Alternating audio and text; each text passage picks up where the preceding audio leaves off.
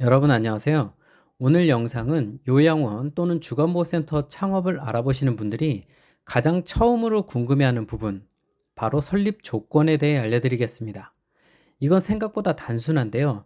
막상 알아보고자 하면 또 정확히 팩트 그대로 알려주는 곳을 찾기가 어렵고 시청 같은 곳에 문의해봤자 서류니 뭐니 그냥 알아서 준비해오라는 식입니다. 자, 짧게 팩트만 말씀드리겠습니다. 자격 조건 첫째는 범죄 경력이 없을 것입니다. 시설 건축 허가가 마무리된 다음 시청에 인허가 심의 신청을 넣을 때 대표자와 시설장에 범죄 경력 조회 동의서를 제출하게 돼 있으며 장애인 학대, 노인 학대, 성범죄 경력 조회가 모두 이루어집니다.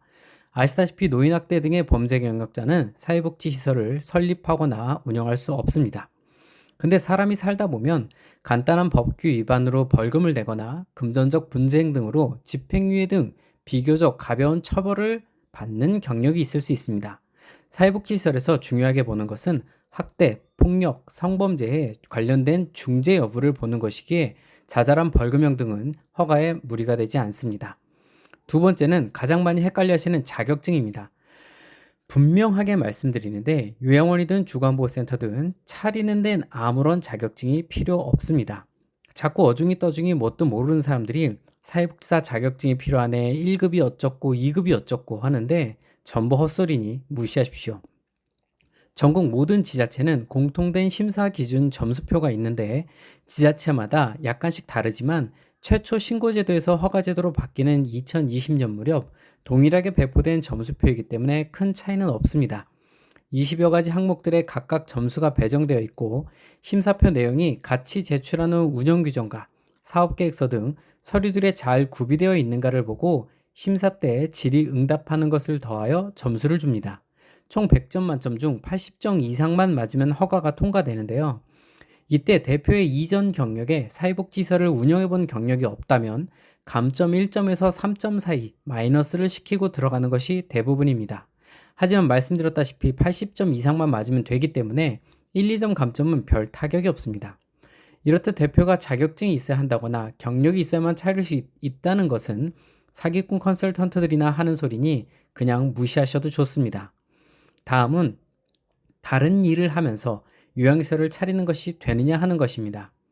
예를 들어 내가 의사라 이미 병원을 운영하고 있거나 일반 회사의 직원으로 일하고 있는데 기존 일을 하면서 동시에 요양원이나 데이케어 센터를 차려서 대표가 될 수 있냐는 것입니다. 당연히 될 수 있습니다. 하지만 여기서 중요한 것은 다른 일을 하면서 요양시설을 몇 개나 차리든 상관은 없지만 그럴 경우 요양시설을 설립하여 그 안에서 일을 하는 게 아니기 때문에 요양시설의 월급을 빼갈 수는 없습니다. 월급직 시설장을 구인하였으면서 오토로 돌리는 개념이기 때문에 기타 전출금 수익 외에 급여를 형성해 빼가면 횡령입니다. 아무튼 중요한 것은 능력이 되신다면 하던 일을 계속하면서 추가 사업으로 차리는데 아무런 제약이 없다는 것입니다. 넷째는 차리는데 법인이든 개인이든 아무 상관이 없다는 것입니다. 이건 좀 잘못된 우리나라 정책인데 사실 사회복지시설은 일본처럼 사회복지법인이나 사회복지기업만 차릴 수 있게 해놔야 투명성이 확보되고 시설 지원도 충족될 수 있습니다. 우리나라처럼 냅다 개인들에게 던져놓고 너도 나도 차리게 만들어 놓은 다음 다 자리 잡으니까 얼씨구나 이런저런 제약을 걸어 돈을 뜯어가는 장기요양 보험공단의 추태는 명백한 시행착오입니다. 자, 국내 요양시설 전체 중 개인이 대표인 시설은 약 85%가 넘습니다. 나머지 법인시설도 종교단체나 지자체 공립을 빼면 그나마도 사회복지와 아무런 상관없는 부동산 법인회사 등이 차린 것입니다.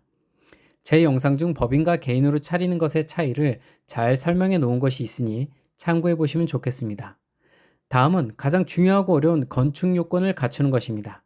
요양원, 주건보호센터는 모두 건축물 대장상 용도가 노유자 시설이어야만 합니다. 이건 제 채널 여러 영상에서 나오듯이 다양한 법적 요소를 갖추어 공사를 해야만 득할 수 있는 건축 인허가입니다. 소방법, 노인복지법, 건축법, 장애인 관련법 등 관련된 요소 모두를 충족해 시공한 다음 현장 검사까지 받아야만 득할 수 있는 기본 조건인데요. 이렇게 건축 용도 변경을 마친 후 비로소 시청에 인허가 심의를 신청할 수 있는 것입니다. 노이자 시설로 변경 공사가 가능한 기본 조건을 갖춘 상가를 찾는 것조차 하늘의 별 따기 수준으로 어렵고 평균 6개월 이상 찾아 헤매야 복불복으로 찾아 그렇게 구입하여 요양원을 차리든 임대하여 주간보센터를 차리든 아주 어렵게 그렇게 다가갈 수 있습니다. 또 요양시설은 단순히 인테리어 공사가 아닙니다. 착각하는 분들이 굉장히 많은데요. 그냥 좀 아는 인테리어 업자한테 시공 맡겼다간 시간, 돈 전부 몇 배 이상 깨지고 심하면 아예 망하는 수도 있습니다.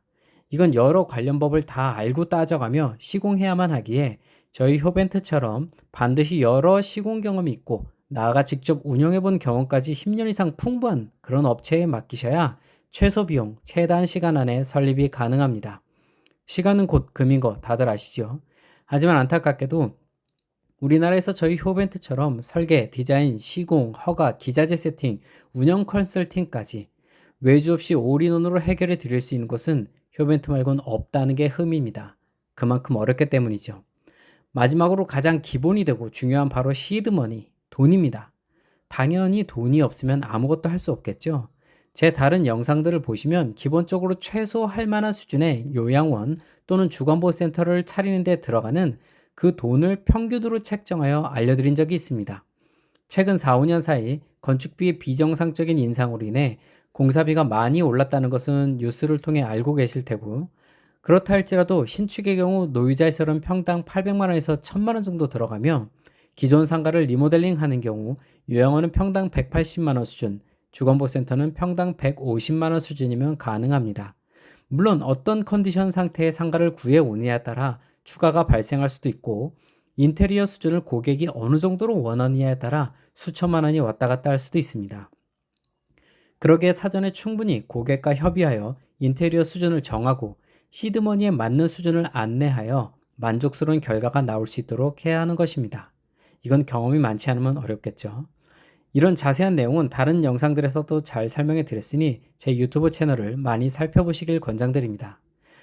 자, 오늘 요양시설 설립 조건에 대해 간단히 알아봤는데요. 창업을 준비하시는 분이라면 제발 어중이 떠중이들한테 조언 듣지 마시고 궁금한 건 언제든 전화 주셔서 상담받으시길 바라겠습니다.